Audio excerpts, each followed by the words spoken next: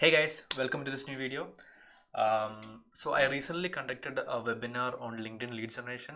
Some of you might be aware about that. I was talking about it on a lot of different places, and it went really well.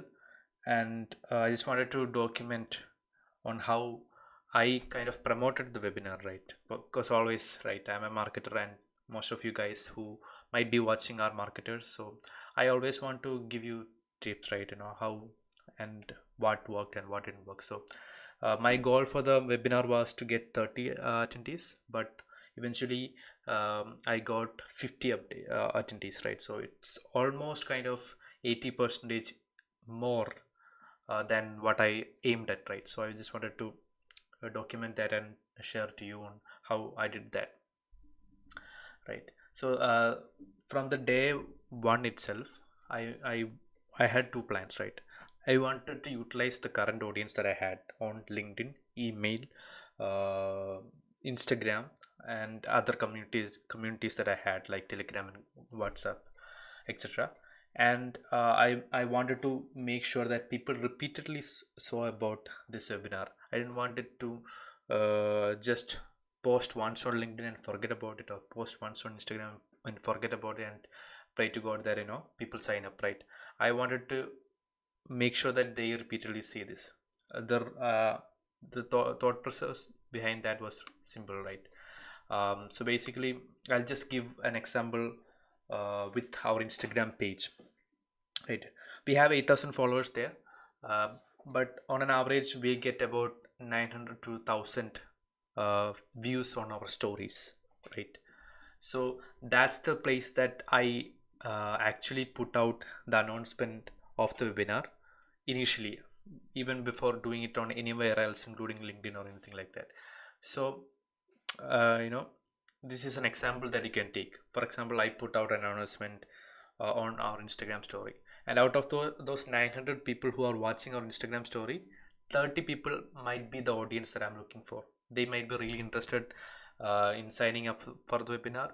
They might be that audience, right? But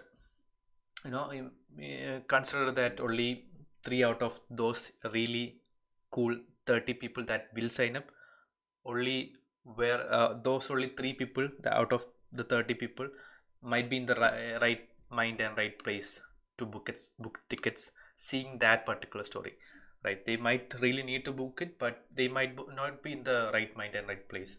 And it is what happened, right? After putting out a first story on our Instagram page, I got 3 to 4 bookings, right, from the first announcement story, right? And after a couple of days, imagine that we are putting out another story reminding people about the webinar. um, Out of remaining, three people already booked out of the 30 interested audience. These are all imaginary numbers, right? I'm just saying, sharing that as exact numbers, that you get an idea about like what do you mean by awareness, what do you mean by consideration, what do you mean by conversion, right? So these 27 people are aware about it and are really considering to buy it, right? But I need to give them a push. And I again reminded them about the webinar through my Instagram stories, right? And again, 3 4 people might only be in the right place at the right time to book it. I'll also share you an example of the type of stories that I'm putting out, right? I'm not directly saying, putting out my poster and saying that, hey, register here. I'm just creating the demand earlier. For example, when I'm promoting my webinar, I put out 3 stories, right? The first story will be questioning what they are doing, right? Are you a startup founder or a marketer? Yes, no. If I'm either one of those, I'll click on yes, right? Then my instincts are on, I'm into this consideration zone of reading about something that is exciting for me, right? And the second story is that I'm talking about, if yes, one of the biggest problems could be about not getting enough quality leads, right?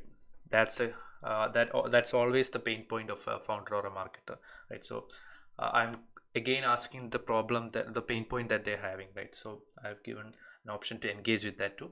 And then now they are really into that, right? They someone has evoked their pain point and they want to really understand what's going on here. Then on the third story, I'm saying that, okay, we hear you, we have been able to crack LinkedIn leads um, for us, and I'm going to teach you exactly how to do that for you also. So the demand has been the normal guy who was having a normal day. I didn't just put the webinar on his face. I initially talked about his problems and then placed my webinar there, right? So that's the kind of stories that I'm putting out there, not don't just on the face promotion, right? So yeah, I was talking about the second time, right? So I'm also taking that extra example to some scenarios, right? You know, after the second time that I'm reminding about the webinar, imagine that someone who might have signed up might be in a meeting and they might be they might have their audio and video off and might be just scrolling through Instagram, right? But at that moment they cannot afford to click on it and pay it and book the meeting, right? Or they could be having their lunch and they are too busy with the other hand and they cannot book it. Or they might be watching their favorite series on Telegram, on Netflix, and maybe some people just doesn't even have the enough motivation at that time to book the tickets, right? So that's why again when I'm putting out another repeated story, then the rest of the people I might be finding those people at the right time, right? So like that I put out about five stories, and that eventually I could see that the number of people converting, right, going from awareness to consideration to conversions increasing slowly, right? Um, so I just wanted to convey two things, right? This is how I kind of overbooked my webinar from 30 to 50, right? So two things I want to share from this experience is that number one thing is that yes, you can do repeated, but what if you don't have the audience, right? Since we have 8,000 people following us on Instagram, I have the audience. We have been building that for the last 2 years. 8,000 followers, they already know us, right? I don't want to again tell who we are. I don't need to talk about my credentials. I need to say that I'm doing this workshop. And I also have about 15,000 followers on LinkedIn. So when I'm putting out a post like this on LinkedIn, I have already the people who are seeing this already know about me and they trust me, right? And also I have about 1,000 people on my community on Telegram, WhatsApp, email, etc. They also know about me, so they trust me, right? So that's why even if you don't know the clear path ahead, always having an audience with you is going to help. You don't know what you are going to do the next year, right? Maybe you are going to launch an app, or maybe you are going to launch an ebook or anything like that, right? So that's why that is the importance of having an audience. Then the second thing is power of repetition, right?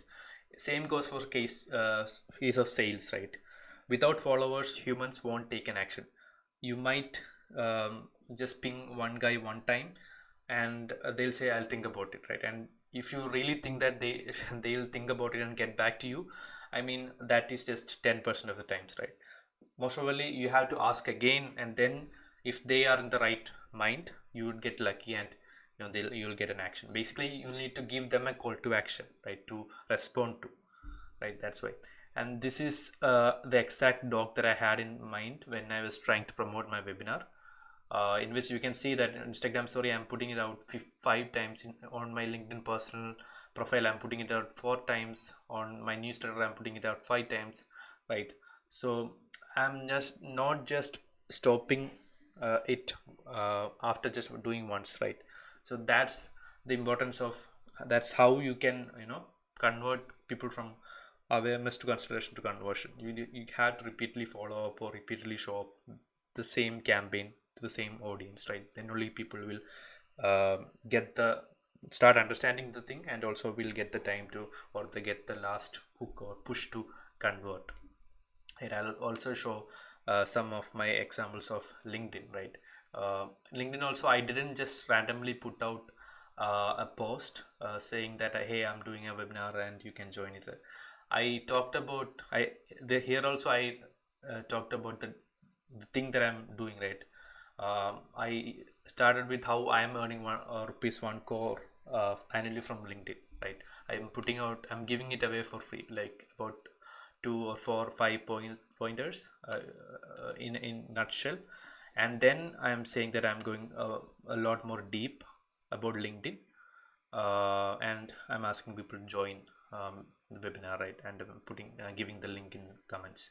So that's the kind of promotion that I really like. Talk about really good stuff that increases the demand or gives the people your trust, and then talk about the things that you want to make the audience do, right? And this is something else that I also did, which was I catered to a cold audience by collaborating with an influencer in the space, which has about 2 lakh followers. So here I want to introduce myself, right? I talked about myself, my credentials. I talked about how LinkedIn has helped us.